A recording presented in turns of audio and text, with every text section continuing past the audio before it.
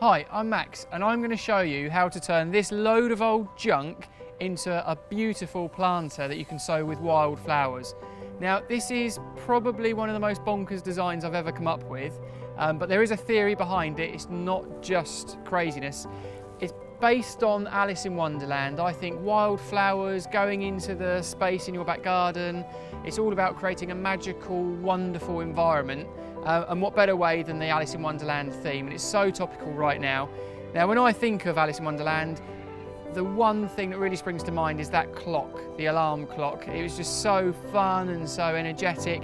People have used tyres, of course, for years as planters, but they typically just lay them on the ground, maybe paint them with some stripes and spots and chuck a load of compost and plants in them. So I want to add a real level of quirkiness and fun to this. Pallet wood.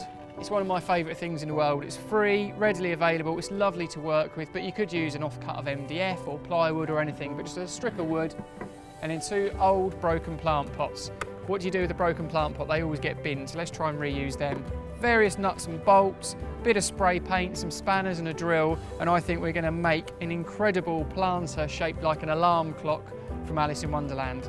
Well, that's the plan anyway.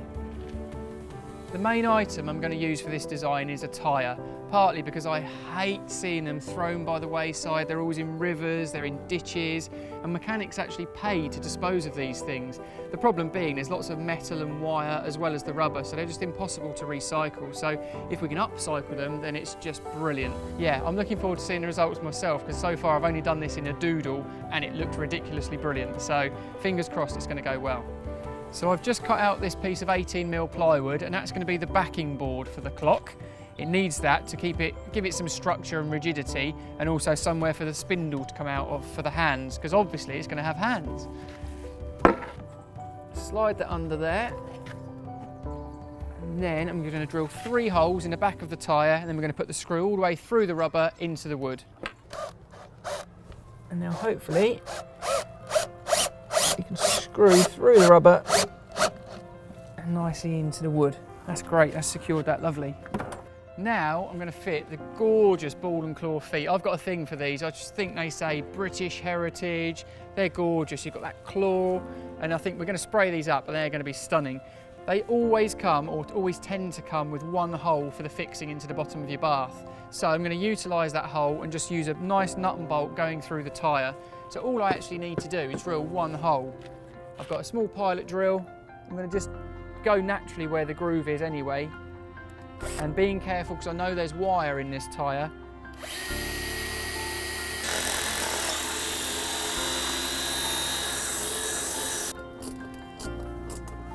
I think, yeah, that's got it. You wouldn't believe this, but I've never actually bolted a ball and claw foot to a tyre before.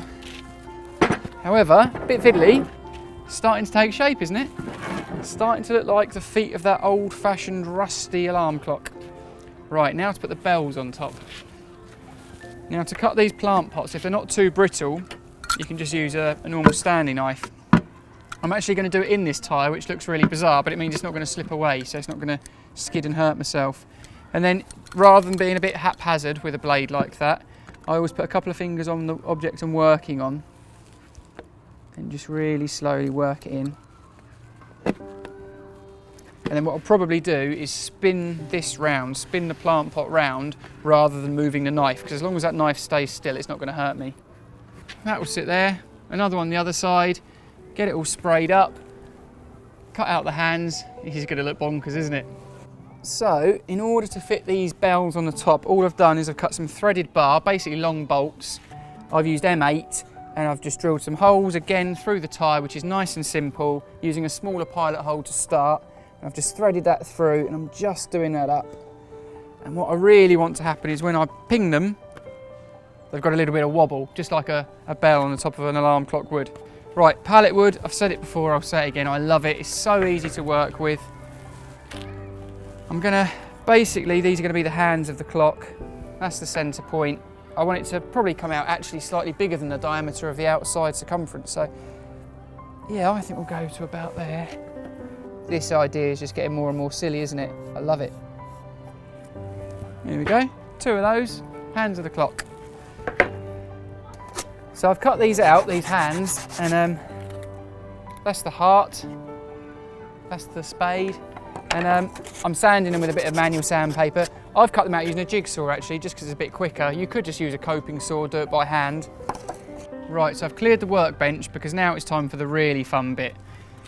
I've got some copper, chrome and gold spray paints, and they are sticking really well to the tyres. I just had a sample a minute ago and it adheres really well.